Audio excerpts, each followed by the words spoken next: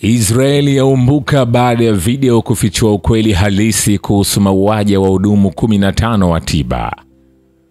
Video iliyopatikana kwenye simu ya mfanyakazi wa Kipalestina wa huduma za tiba aliyeuawa shahidi pamoja na wenzake 14 huko Gaza mwezi uliopita inasuta na kukinzana na madai yaliyotolewa na jeshi la utawala wa Kizayuni wa Israeli kuhusu namna mauaji ya wahudumu hao yalivyotokea.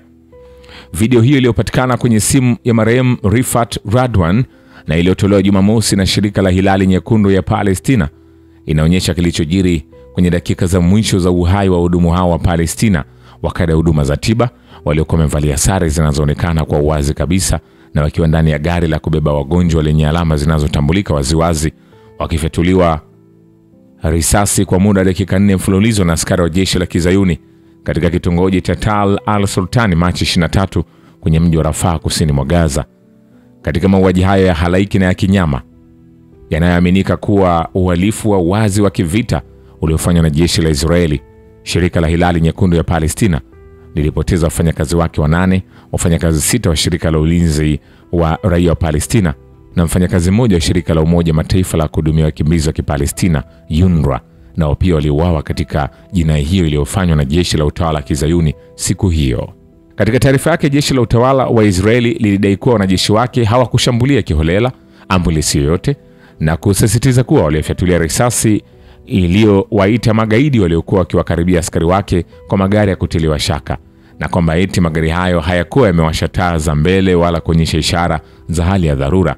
Hata hivyo, video hiyo inaonyesha magari yaliyolengwa katika shambulio hilo yalikuwa na alama za wazi na taa zake za dharura zilikuwa zimewashwa. Alirekodi tukio hilo alisikika baadaye anatoa shahada 2 kuashiria kwamba wanakabiliwa na mauti. Alirudia kufanya hivyo mara kadhaa kwa sauti ya kutetemeka kutokana na hofu, huku milio ya risasi ikiendelea kusikika. Alisikika pia akisema, "Nisamehe mama kwa sababu nilichagua njia hii, njia ya kuwasaidia watu," na akamalizia kwa kusema, "Ewe Allah, nikufirie na unitakabalie kufa kwangu shahidi." Msemaji wa shirika la ulinzi wa raia katika ukanda wa Gaza, Mahmoud Basal, amesema maiti za wafanyakazi wenzao kadhaa zilipatikana zikiwa zimefungwa mikono na miguu, zikiwa na majeraha risasi vichwani na kwenye viwiliwili, ikiwa ni ishara kwamba walipigwa risasi kwa karibu licha kutambuliwa kuwa ni wafanyakazi wa utoaji huduma za kibinadamu. Basala ameongeza kuwa maiti ya mmoja kati ya wafanyakazi hao ilikuwa imekatwa kichwa na miili iliyobaki ilipatikana ikiwa vipande vipande. Ametaka utawala wa Kizayuni wa Israeli uwajibishwe kwa jinai zake ambazo amesema hazina mfano wake katika historia ya zama hizi. Vile vile, shirika la haki za binadamu la Euromed lenye makao yake mjini Geneva limelaani vikali ukatili wa Israeli katika ukanda wa Gaza, likisema kuwa ukatili huo umepita hata aina zote za ugaidi wa kisasa. Katika ripoti yake mpya, shirika hilo linasema timu zake zimebaini maelfu ya uhalifu unaotekelezwa na jeshi la Israeli na kutoa ushahidi wa kutosha mauaji ya kimbari. Ripoti hiyo inasema uhalifu huu unaonyesha kiwango cha juu cha ukatili ambacho hakijawahi kushuhudiwa katika historia hivi karibuni, kwa kiwango, malengo ya moja kwa moja na nia ya kuangamiza watu. Shirika hilo linaongeza kuwa ukatili huu unazidi hata ule wa makundi ya kigaidi kama Daesh, ISIS, huku ikitaja ukatili huu wa Israeli dhidi ya Palestina kuwa ni kampeni kubwa na ya kimfumo ya maangamizi ya kihistoria.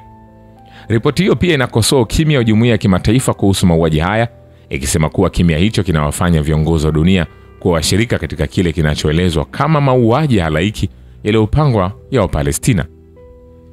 Katika tukio la karibuni, jeshi la Israeli liliweza kulipua roboti iliyojaa vilipuzi katikati ya mtaa wenye watu wengi wa Shujai ya Gaza Mashariki, ambapo hakuna mapigano wala sababu ya kijeshi kuwepo. Watu 21 waliuawa, wengi wao wakiwa wanawake na watoto, na wengi zaidi ya 100 kujeruhiwa. Tangu mashambulizi ya Israeli kuanza tena Gaza zaidi ya wiki 3 zilizopita, watoto 322 wa Kipalestina wameuawa na 609 kujeruhiwa. Kwa ujumla watu 1249 wameuawa tangu uvamizi mpya uanze, huku idadi ya majeruhi ikiwa ni 3022. Nikwambie hivi, hatujamaliza. Vile vile, tutizame kwa nini ni muhimu ulimwengu wa Kiislamu kuchukua msimamo mmoja dhidi ya utawala wa Kizayuni. Katika mwendelezo wa sera za Jamhuri ya Kiislamu ya Iran za kuwaunga mkono wananchi wa Palestina na ulazima ulimwengu wa Kiislamu kuzingatia hali ya Gaza, Al-Akbar Velayat, katibu mkuu wa Baraza la Kimataifa la Mwamko wa Kiislamu, ametoa taarifa kulani hujuma za kinyama za utawala wa Kizayuni dhidi ya wananchi wanaodhulumiwa wa Gaza na wa kusini mwa Lebanon. Taarifa ya katibu mkuu wa Baraza la Kimataifa la Mwamko wa Kiislamu imesema, katika siku za hivi karibuni tumeshuhudia mashambulizi ya kikatili ya utawala wa kibaguzi wa Kizayuni kwa uungaji mkono wa Marekani dhidi ya wananchi madhulumu wa Gaza, kusini mwa Lebanon, na vile mashambulizi yake dhidi ya Syria. Wigo wa uchokozi na wa moto huu wa vita unazidi kupanuka na kurindima kila siku, na unakaribia kuligeuza eneo la Asia Magharibi kuwa la vita kamili. Velayat amesisitiza katika taarifa yake hiyo kwa kuhoji ni nini sababu ya jinai zote hizi na uungaji mkono wa wanaodai kinafiki kwa watetezi wa haki za binadamu kwa utawala ghasibu. Kwa nini kuna kimya? Kwa nini kuna uungaji mkono? Kwa nini zinafanywa jinai? Kuendelea hali hii kutakuwa na hatari kubwa sana. Ni wazi kwamba kutawaandama wahalifu, na ni dhana batili mtu kudhani kwamba anaweza kuwalazimisha watu matakwa yake kwa kutumia mantiki ya utumiaji mabavu.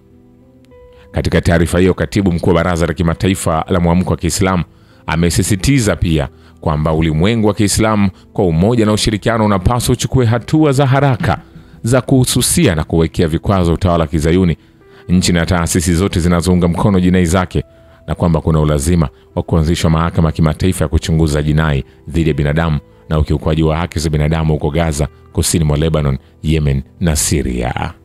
Vilevile, harakati ya mapambano ya Kiislamu ya Palestina Hamas imetangaza kuwa takriban watoto 19,000 wameshauawa shahidi huko Gaza na takriban watoto 39,000 wamepoteza kwa uchache mzazi mmoja au wote wawili.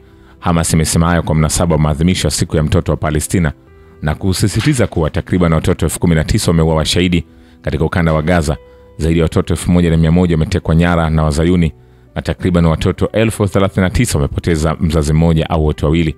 Imesema utawala wa Kizayuni unaokalia kwa mabavu unaolenga watoto katika mashambulizi ya kijinai na uhalifu wa kimfumo, ikiwa ni pamoja na kuwatumia kama ngao za kibinadamu, kuwanyima elimu na kufanya njama za kuwavua utambulisho wao kitaifa katika maeneo ya Palestina yanayokaliwa kwa mabavu na Wazayuni.